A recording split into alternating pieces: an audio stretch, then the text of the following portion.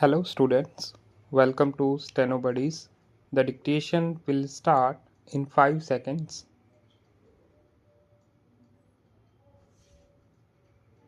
Mr. Vice Chairman, I was speaking about the need for developing a strong UN delegation. I wish that the Honorable Prime Minister would give his attention to this aspect of the matter, particularly in view of the fact that in the next decade or two, politics all over the world would take on a complex character, and it is necessary that men are trained from now on for taking part in international affairs in the UK and the United States. Such delegations are built with men who have wide knowledge of international affairs, and there should be other qualification for a man to be included in such a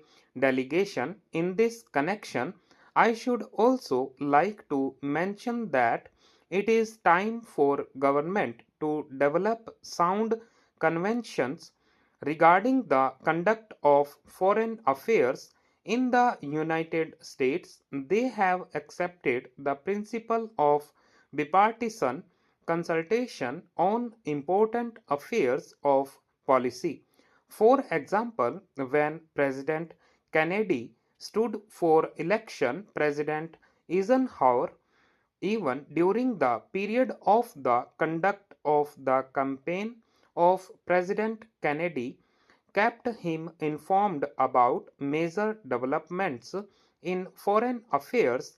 We have seen our government sending troops out of this country to the Congo, and at that time I had raised the point that before troops left our country for any assignments of an unusual character like the Congo assignment, members of the opposition should be informally consulted.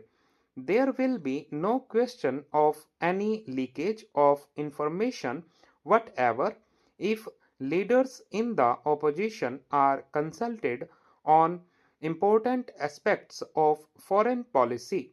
The consultative committee of the External Affairs Ministry does go some way to meet the needs of exchanging information about foreign affairs, but the informal consultation of the kind that I mention, where the leader of the opposition and leaders of other parties are called and told by the Prime Minister about unusual developments, would strengthen the convention that the foreign policy of the country has the support not only of the Congress party but also of the entire country.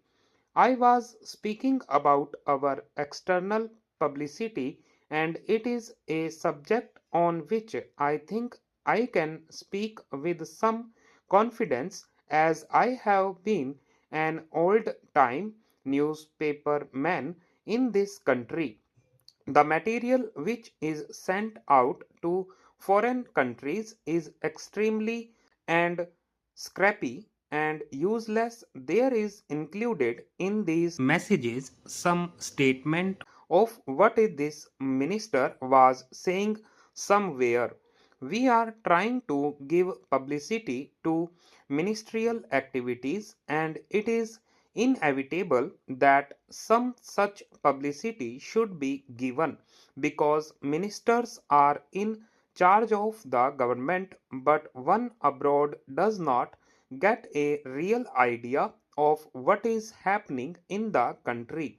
I would like to suggest for the consideration of the External Affairs Ministry that they should send a fortnightly assessment of what is happening in India, written dispassionately, not to please a minister or to highlight something what he has done, but to give an objective assessment of what is going on in the country. In the old days, when the British government was in existence, such fortnightly reports used to be sent by various state governments, and I think a beginning can be made in that direction in this matter. The other point I would like to suggest is that publicity is a complicated and technical matter. The Foreign Service, as it is constituted today, does not have sufficient training in publicity. The Estimates Committee, which went into the demands of the External Affairs Ministry, mentioned about the methods of training which have been adopted, but since our foreign service men are not trained in publicity work, and one sees, for example, that a lot of confusion has arisen in the United States over Ambassador Nehru's statement, I think the External Affairs Ministry might well set up a committee of members of parliament who are conversant with external publicity and some newspaper men to advise the External Affairs Ministry from time to time. I do not think that the committee will ask for information which is confidential or secret, but they can assist the newspapermen. There are a handful of competent men who would be willing to serve on the committee in an advisory capacity. They would be able to tell the External Affairs Ministry what should be done in order that our news publicity abroad is better. I might mention also that the Estimates Committee had recommended the creation of a cultural cell. Sir, to my mind, we have also to be clear in our mind regarding the objective of rural industrialization. Do we mean to have only diversification of rural economy, and are we going to have rural industrialization only in order to give some help to those who find themselves unemployed during a certain period of the year?